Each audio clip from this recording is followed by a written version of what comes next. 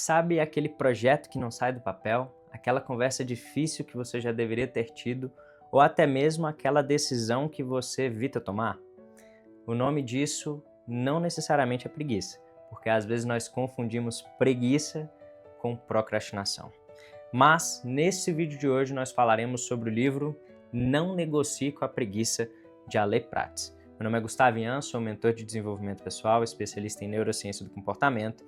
O livro ele parte de uma premissa de que basicamente você precisa alinhar desempenho com performance.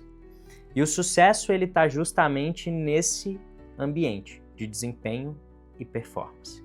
Gustavo, mas são palavras totalmente semelhantes. Qual a diferença entre elas?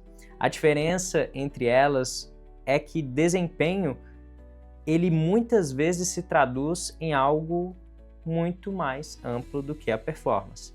Performar significa você literalmente sair da inércia, enquanto desempenho é você sair da inércia com eficácia.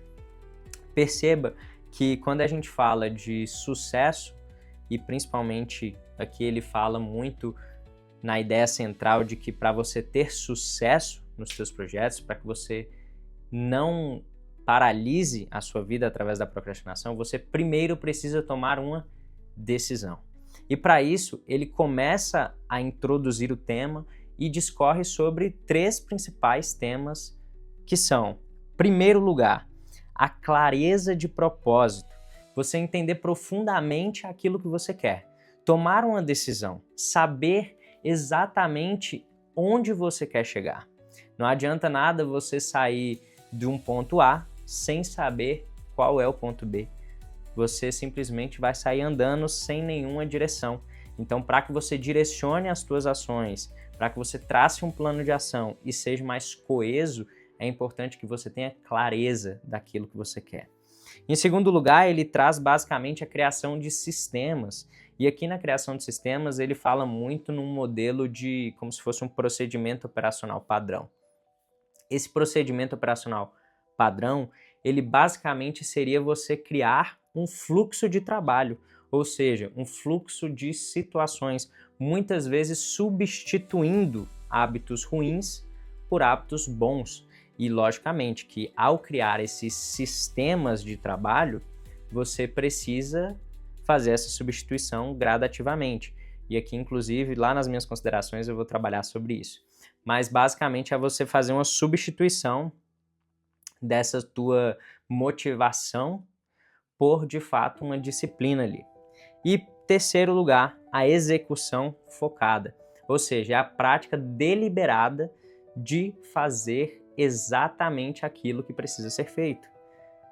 Você literalmente tomar a decisão de colocar em dia as tuas metas. Você falar que vai fazer e fazer. Você falar que vai iniciar a academia na segunda e iniciar na segunda, custe o que custar. Mesmo que o seu desempenho inicialmente não tenha sido aquelas 1000 maravilhas, mas você está literalmente carimbando ali na tua cabeça, eu falei e eu cumpri. Eu sou uma pessoa que fala e que cumpre. Então, isso é importante. Os pontos positivos que eu vejo, especialmente ali voltado para a ciência, são, em primeiro lugar, foco na ativação comportamental.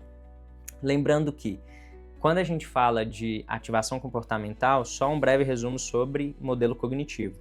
A gente tem eventos, e esses eventos nos fazem ter sentimentos, fazerem avaliações cognitivas. Ao fazermos avaliações cognitivas e alimentarmos bons pensamentos ou maus pensamentos, isso se traduz em comportamentos. O que ele quer dizer aqui quando a gente fala de ativação comportamental? É basicamente você não pensar muito. Você agir primeiro e depois você traçar uma ação em forma de plano. Por quê? Porque quando você vai traçar um plano de ação, você pensa demais e você sente demais. Ao você sentir demais, você muitas vezes coloca, não, eu vou deixar aqui uma meta mais razoável, vou trabalhar de uma forma mais branda. Tudo bem se hoje eu não fizer, se amanhã eu deixar. Tudo bem, tudo bem. e aí você vai literalmente começando um passo a passo de negociação com a preguiça. Segundo ponto, a arquitetura de hábitos. Você literalmente entender que é importante você fazer rituais. E esses rituais, eles são importantes para nós porque, como ele trabalha, aqueles sistemas de trabalho, esses rituais, eles basicamente nos fazem economizar energia. Então, vou te dar um exemplo. Muitos aqui, eu acredito que todos, ao levantar já escovam os dentes.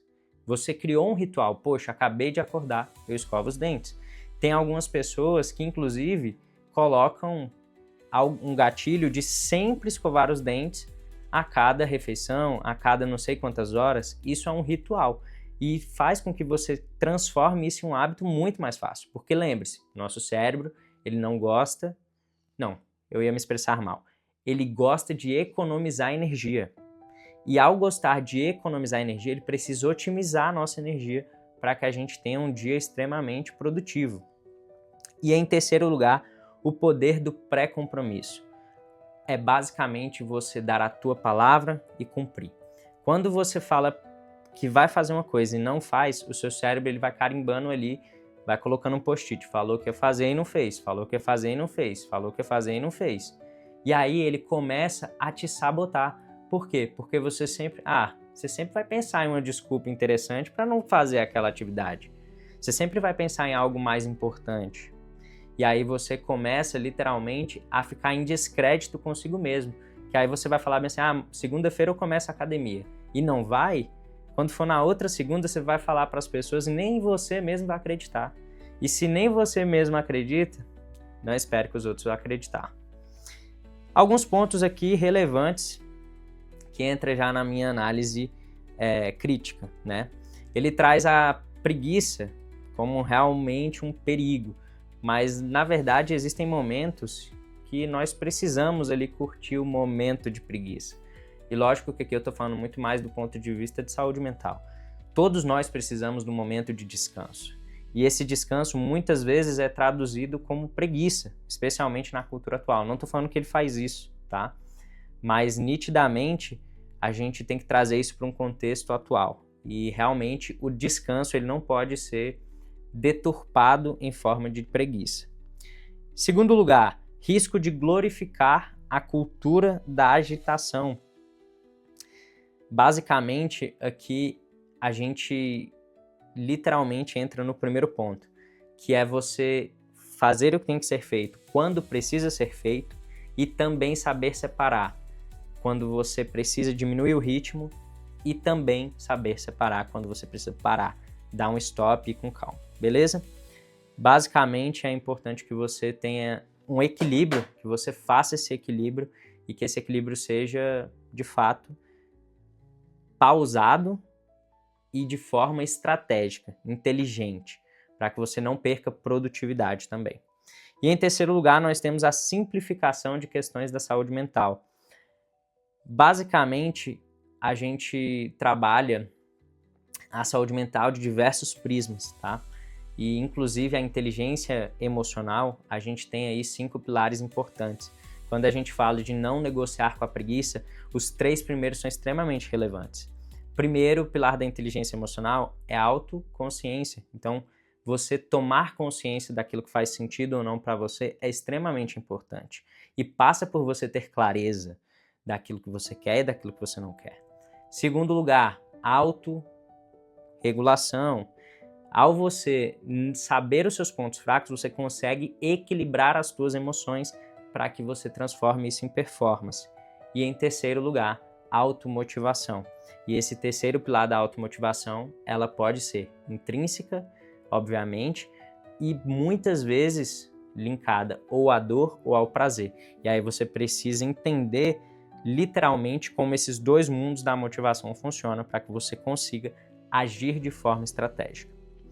Pessoal, para quem então eu indico esse livro? Para as pessoas que estão iniciando num processo de transição de performance. É uma leitura interessante de você literalmente ter do lado da cama, porque você vai sempre ali fazer um rabisco, uma anotação.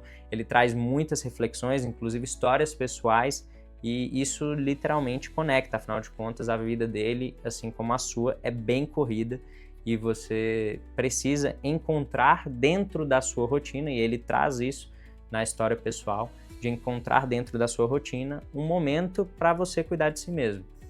Essa é, para mim, a grande mensagem do livro para você não negociar com a preguiça. Você literalmente colocar como prioridade aquilo que você fala para si mesmo e não negociar aquilo que você fala para si mesmo em detrimento de circunstâncias alheias. Lembre-se, muito menos caos e mais comando.